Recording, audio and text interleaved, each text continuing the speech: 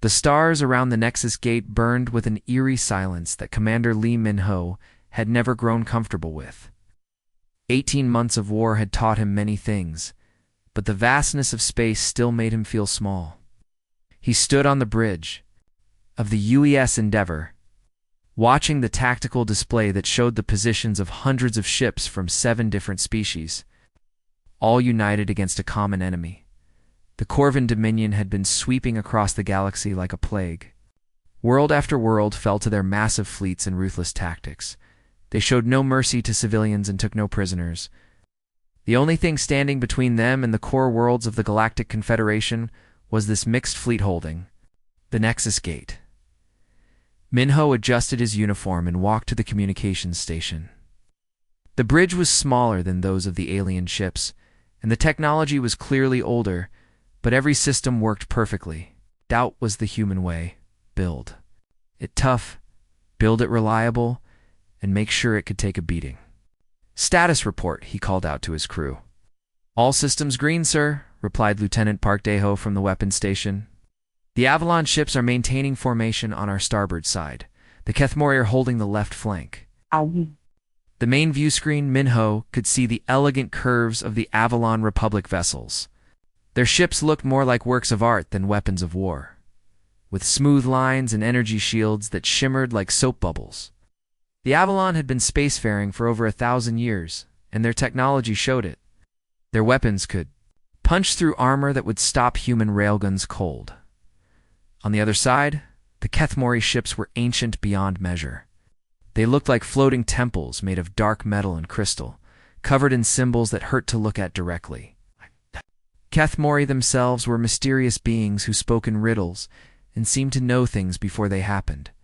Their ships moved without any visible engines, powered by forces that human science could barely understand. The other allied species had their own strengths. The Vorthon brought heavy assault ships that could take incredible damage. The Nixari had the fastest fighters in the galaxy. The Althean provided support vessels with medical bays and repair facilities. And the Crystalline Zealoth offered their unique ability to boost shield strength across the entire fleet. But the humans? They brought determination in ships that could be repaired with spare parts and stubbornness. The alien allies respected them, but everyone knew the truth. If this war was going to be won, it would be won by superior technology and ancient wisdom, not by the newest members of the galactic community. Commander called out Ensign Cho Haijin from the sensor station, picking up some strange readings at the edge of the system. Min-ho walked over to her station and looked at the display. Space seemed to be bending in several locations, creating distortions that looked like heat waves rising from hot pavement. He had seen this before, but never on this scale. "How many?" he asked quietly. Hajin's fingers danced over her controls, trying to get a clearer reading. "Sir, I count at least 50 emergence points, maybe more. The distortions are larger than anything we've seen before." Chill ran down Min-ho's spine. 50 Corvin ships would be manageable. The Allied fleet had over 200 vessels, and they held defensive positions around the Nexus Gate. But something told him this was not going to be a normal attack. "Alert all ships," he ordered, unknown contacts emerging from hyperspace. The bridge crew moved with practiced efficiency, had done this dance dozens of times over the past months. But as the minutes passed and more emergence points appeared on the sensors, the usual calm began to crack. Commander Hajin said, her voice tight with worry, "I'm counting over 300 emergence points now, and they're still appearing." The first Corvin ships began to materialize as the hyperspace distortions collapsed. They were massive dark vessels that looked like they had been carved from black stone. Their hulls bristled with weapons, and they moved with the deadly grace of predators. But what made Min-ho's blood turn cold was the sheer number of them. "Get me a connection to Admiral Velteron," he said, referring to the Avalon commander who led the Allied fleet. The main screen flickered and showed the bridge of the Avalon flagship. Admiral Velteron was a tall, elegant being with silver skin and large dark eyes. When he spoke, his voice carried the weight of centuries. "Commander Min-ho," the Admiral said, "I assume you are seeing what we are seeing." "Yes, sir." "What are?" "Your orders?" There was a long pause as more and more Corvin ships continued to appear. The tactical display was becoming cluttered with red dots representing enemy vessels. What had started as a manageable threat was rapidly becoming something much worse. "We are analyzing the situation," Veltron said finally. "Stand by for orders," Minho nodded and cut the connection. He looked around his bridge at his crew. They were young, most of them, and they had signed up to defend Earth and humanity's new place in the galaxy. None of them had expected to face odds like this. The Corvin fleet continued to grow, and Minho realized with growing horror that this was not just an attack. This was an invasion force large enough to sweep away everything in its path. The tactical display on the Endeavor was now completely red. What had started as 50 enemy contacts had grown to over 2,000 Corvin ships, and they kept coming. Commander Lee Minho watched in silence as the massive enemy fleet took positions around the Nexus Gate like a pack of wolves surrounding their prey. "Sir," Lieutenant Park Daeho called from his station. "Admiral Velteron is calling an emergency command meeting." The main screen flickered to life, showing the faces of all 7 fleet commanders. The elegant Avalon Admiral looked tired, his silver skin seeming to have lost some of its shine. The ancient Kethmori commander's crystal eyes glowed with an inner light that Minho had learned meant deep thought. The other alien leaders wore expressions that needed no translation. They were all thinking the same thing. "The situation has changed," Admiral Velteron said without any greeting. "Our intelligence was wrong. This is not a raid or even a major attack. This is a full invasion force." Commander Thexanara of the Vorthan Heavy Assault Fleet spoke next. Her voice was deep and gravelly, like rocks grinding together. "My ships can hold for perhaps 1 hour against these numbers, no more." "The math is simple," added the Nexari flight commander in his high musical voice. 2,000 enemy ships against our 200. Cannot win this battle." Minho felt his stomach drop. He had known this moment might come, but hearing it said out loud made it real. The alien commanders were right, of course. The Corvin fleet was simply too large to fight. "I am ordering a general retreat to Rally Point Sigma," Admiral Velteran announced. "All ships will begin jump preparations immediately. We will regroup and make our stand at a more defensible position." One by one, the alien commanders acknowledged. The order and their images disappeared from the screen. Minho was left staring at empty space, feeling the weight of what was about to happen. "Sir Ensign," Cho Haijin said quietly. "Earth Command is sending us evacuation orders." Minho read the message that appeared on his personal screen. The orders were clear: retreat with the Allied fleet and preserve human lives and ships for future battles. It made perfect sense from a military standpoint. There was no point in throwing away lives in a battle that could not be won. But then another message appeared on his screen. It's one from the mining colony on Haven 7. The small world was 3 hours away by normal space travel, too far for Haven. The colony ships to reach the safety of the Nexus Gate before the Corvin fleet arrived. Commander Kim Soyoung calling from Haven 7, the message began. "We have 300,000 people here from 12 different species. Our evacuation ships can't reach you in time. Please, don't let us die alone." Izzo closed his eyes and felt the weight of 300,000 lives pressing down on his shoulders. The colonists on Haven 7 were miners, farmers, and their families. They had never hurt anyone. They had come to this distant world to build new lives, and now they were trapped around him. The bridge crew was busy preparing for the jump to Rally Point Sigma, but Minho found himself thinking about something his grandfather had told him years ago. "A man's worth is not measured by what he achieves when things are easy," the old man had said. "It's measured by what he does when everything goes wrong." The alien fleets were already beginning to disappear. The graceful Avalon ships winked out of existence as they jumped to hyperspace. The ancient Kethmori vessels faded away like ghosts. One by one, the Allied forces abandoned the Nexus Gate. "Sir," Lieutenant Park Daeho said carefully, "the last alien ships have jumped away. We're alone." Minho looked at the tactical display. 47 human ships remained, facing a Corvin armada that outnumbered them more than 40 to 1. It was madness to stay. It was suicide. It was the smart choice to leave, but it was also wrong. Admiral Park Soo-jin's voice crackled over the communications system from the flagship Seoul's Pride. All ships, this is Admiral Park. We have our orders to retreat, but we also have a choice. To make Min-ho opened a channel to all human ships.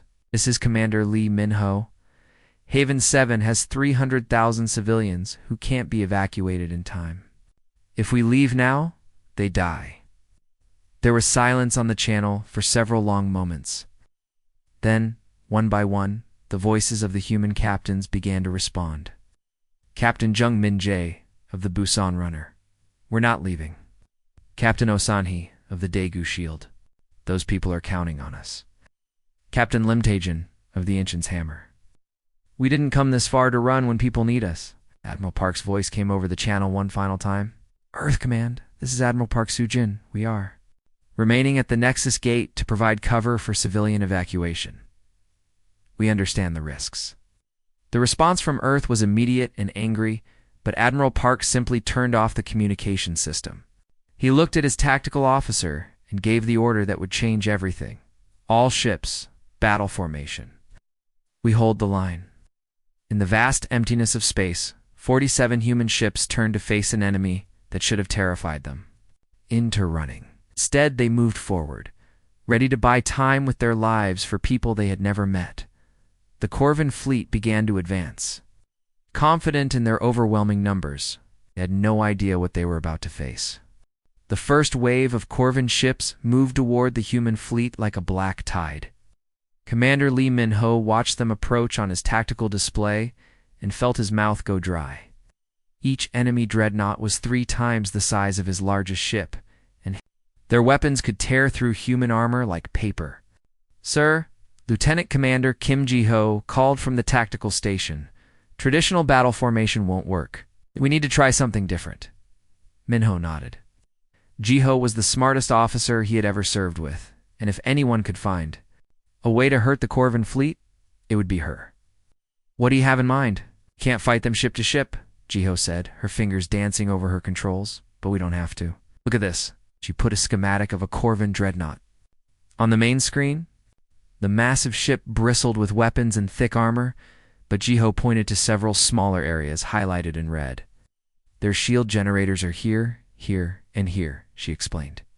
Their main engines have cooling vents that can't be armored, and their communication arrays stick out like antennas.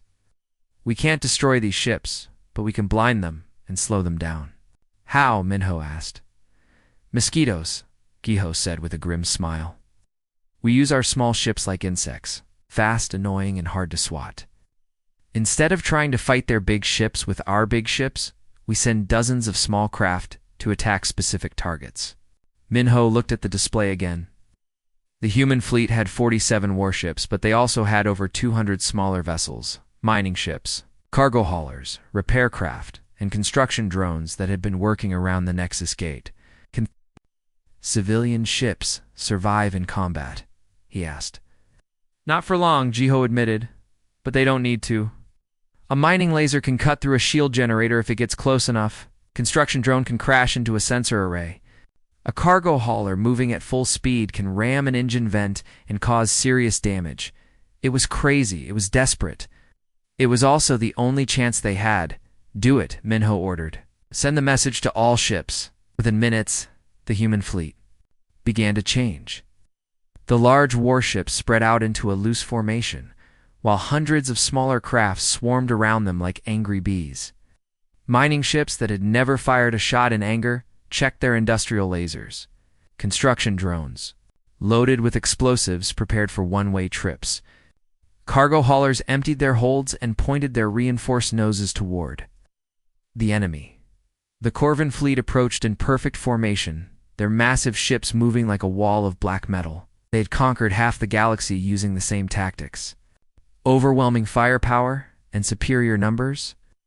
They expected the humans to form a battle line and die bravely instead. The human swarm hit them like a hurricane.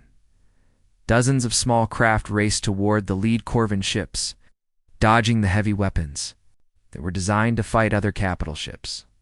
A mining vessel called the Lucky Strike dove under a dreadnought's shields and used its cutting laser to slice through the ship's main sensor dome.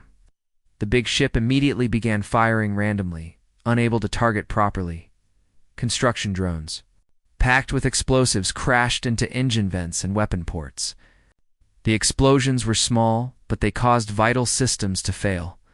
A cargo hauler rammed into a Corvin cruiser's bridge at full speed, killing the command crew and leaving the ship drifting helplessly. "It's working," Lieutenant Park Daho shouted. From his station, the lead ships are falling out of formation. But the Corvin fleet was huge, and for every ship the humans damaged, 10 more kept coming. Minho watched his small craft disappear from the tactical display one by one, their crews giving their lives to buy precious minutes. Sir Jiho called out. The cargo ship Mountain View managed to disable a Corvon destroyer. Ship is drifting, but it's still intact. Minho saw the opportunity immediately. Send a boarding party. We need their weapons. Captain Osanhi of the assault ship Daegu Shield volunteered for the dangerous mission. Ship docked with the crippled Corvin. Vessel and her marines fought their way inside. 20 minutes later, they emerged with something that made Minho's heart race: Corvin plasma cannons. "Can we mount them on our ships?" he asked the engineering chief. "Give me an hour and some metal cable," Chief Petty Officer Nam Gadong replied. "I can bolt anything to anything." Soon, human ships began sprouting alien weapons like metal flowers. The modifications were crude and dangerous, but they worked. The Endeavour gained 2 Corvin plasma cannons that doubled its firepower. Ships added shield generators, sensor arrays, and anything else they could tear from disabled enemy vessels. The Corvin commanders had never faced anything like this. Their ships were designed to fight other organized fleets, not swarms of small craft that attacked like wasps. Their battle computers couldn't calculate targeting solutions for enemies that used mining equipment as weapons, but the humans were paying a terrible price. Half of their small craft were gone, and several warships had been destroyed. The Busan runner exploded when its jury-rigged plasma cannon overloaded. The Inchin's hammer was cut in half by Corvin beam weapons. Still, they held the line. Every minute they bought was another minute for the people on Haven 7 to prepare their evacuation. Every Corvin ship they damaged was one less ship that could attack defenseless civilians. As the battle raged on, something unexpected began to happen. The Corvin advance slowed as their commanders tried to adapt to human tactics they had never seen before. The quantum communication networks that connected the galaxy carried news faster than any ship could travel. Within hours of the battle beginning, every world in the Galactic Confederation knew what was happening at the Nexus Gate. The humans had stayed behind when everyone else fled. They were fighting impossible odds to protect people they barely knew. On Haven 7, the mining colonists watched the battle through their long-range sensors. Commander Kim Soyang stood in the colony's communications center, tears streaming down her face as she watched the small human fleet being slowly torn apart by the massive Corvin armada. "They're dying for us," whispered Dr. Yim Jae-won, the colony's chief medical officer. "Those humans are actually dying for us." Around the galaxy, the news spread like wildfire. On the Avalon homeworld, citizens gathered in public squares to watch. News broadcasts showing human ships ramming Corvin dreadnoughts. On Kethmori space stations, the ancient beings sat in meditation, their crystal minds processing something they had never expected to witness. Captain Yunari commanded the Kethmori vessel Eternal Wisdom. She had followed her fleet commander's orders to retreat, but now she sat alone in her meditation chamber, watching the battle unfold on her private screens. The Kethmori had lived for thousands of years, and in all that time, they had learned that survival was the highest wisdom. But watching the humans fight, die for strangers, challenged everything she believed. Her communications officer entered her chamber with respectful silence. "Captain, we are receiving messages from our crew. They wish to return to the battle." Yunari closed her crystal eyes and felt the weight of decision. The Kethmori never acted without careful thought. They never took risks without calculating the odds. They survived because they were careful. "Prepare for jump," she said quietly. "We return to the Nexus Gate. But Captain, Our orders, some things are more important than orders, Yunari replied. Set course for the battle. On the Vorthon heavy cruiser Iron Mountain, Captain Beckstar watched his crew working with unusual energy. His people were warriors who respected strength above all else, and the human display of courage had impressed them deeply. Captain, his first officer said, the crew requests permission to return to battle. Beckstar looked at his tactical display showing the human fleet being slowly destroyed. By all military logic, returning would be suicide. The battle was already lost. But something in his warrior's heart would not let him run while others fought. All ships, he broadcast to his squadron. We return to honor the human sacrifice, prepare for combat. The same scene played out across the retreating Allied fleets. Captains who had followed orders found themselves unable to live with their decision. Crews who had accepted retreat as logical now demanded to return to battle. One by one, ships began turning around. At the Nexus Gate, Commander Lee Minho barely noticed the first returning ships on his sensors. He was too busy trying to keep his fleet alive. The human formation had been reduced to 23 ships, and they were running out of ammunition and small craft. Yes, sir. Ensign Cho Hai-jin called out. I'm reading new contacts jumping in. They're ours. The elegant form of the Eternal Wisdom appeared first, its crystal hull glowing with inner light. Behind it came the brutal shapes of Vorthon heavy cruisers, their armor scarred from previous battles. More ships followed, Nexari fighters, Althean support vessels, even some Avalon ships whose crews had mutinied against their commanders. Lieutenant Commander Kim Ja-ho looked up from her station with tears in her eyes. They came back, she whispered. They actually came back. But Minho knew the battle was far from over. Even with the returning ships, they were still outnumbered 10-1. They needed something more than ships. They needed information. Jiho, he said, pointing at a damaged Korvan command vessel that was drifting near the human lines. Ship has their battle computers. We can capture their intelligence data. ... It's a fortress, sir, Jiho replied. Even damaged, it has over 1,000 crew members. Then we'll have to be creative, Minho said.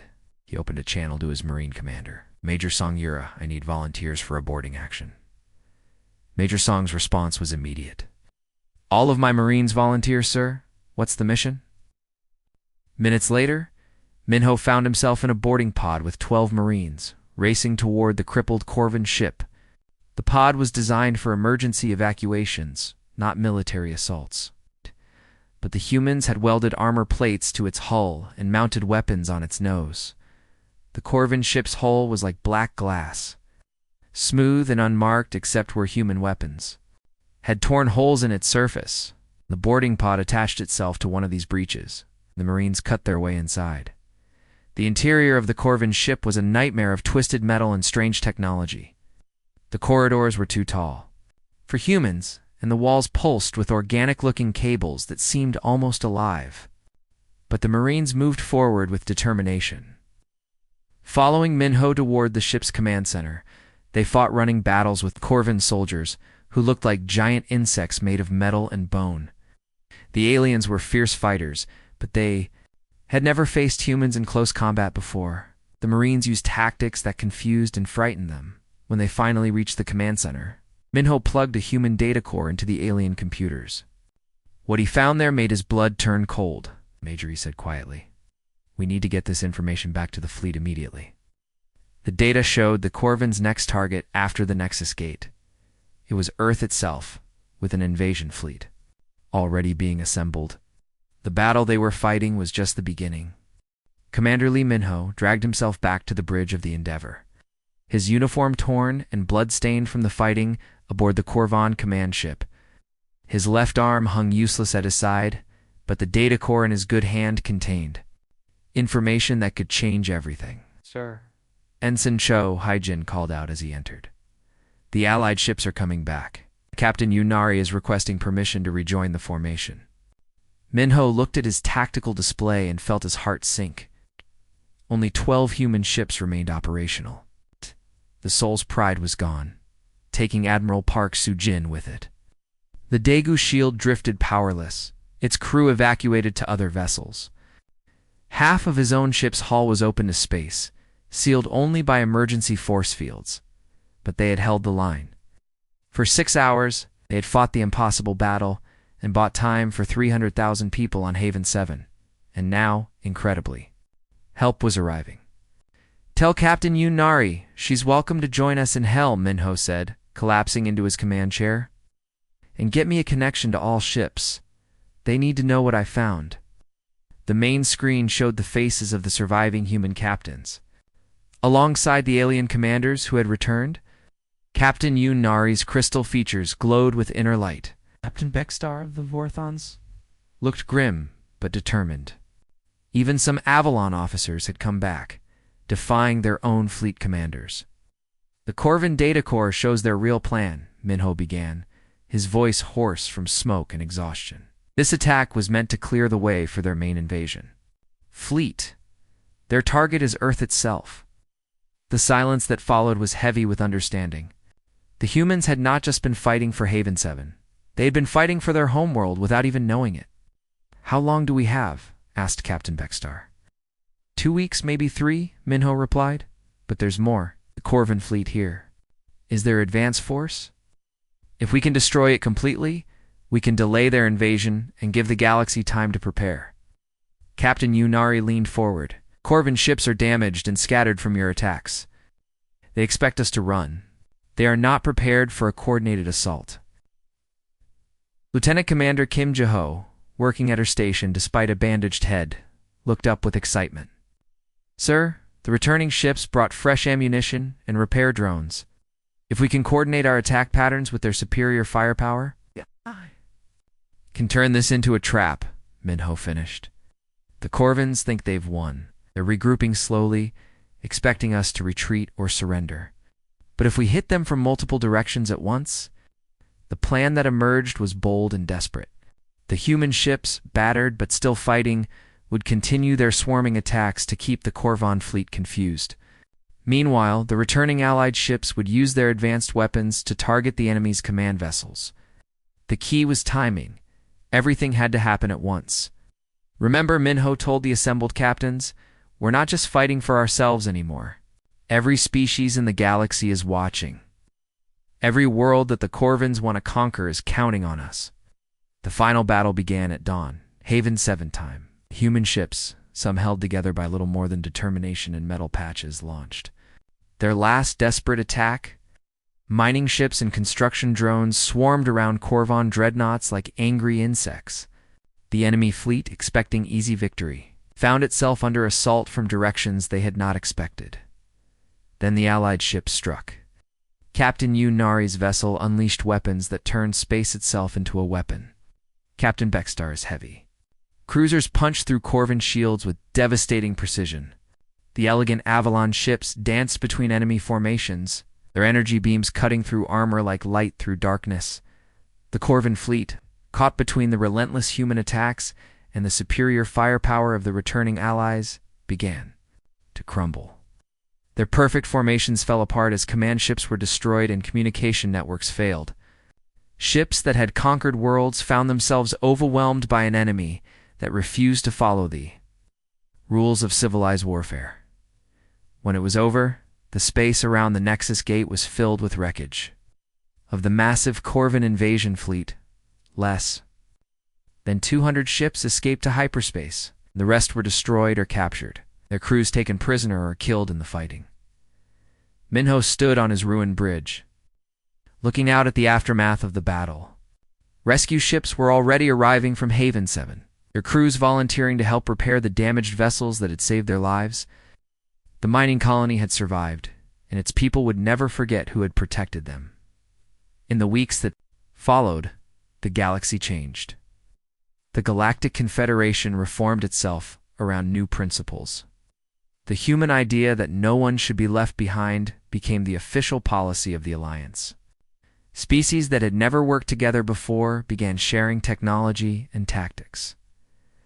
The Nexus Gate was renamed Haven's Gate in honor of the colony the humans had died to protect. Minho, now promoted to admiral despite his protests, helped write New combat doctrines that combined human innovation with alien technology, the swarming tactics that had worked so well against the Korvans, became standard training for all Allied forces. Most importantly, the Korvan invasion of Earth never came. The destruction of their advanced fleet forced them to reconsider their expansion plans. For the first time in centuries, the Dominion's advance was stopped. Earth's position in the galaxy was forever changed. No longer the junior partner, humanity became the moral center of the Alliance. They had proven that courage and determination could overcome superior numbers and technology. The stars around Haven's Gate burned with the same eerie silence as before. But now that silence held a different meaning. It was not empty or threatening. It was peaceful, protected by those who understood that some things were worth fighting for, no matter the odds.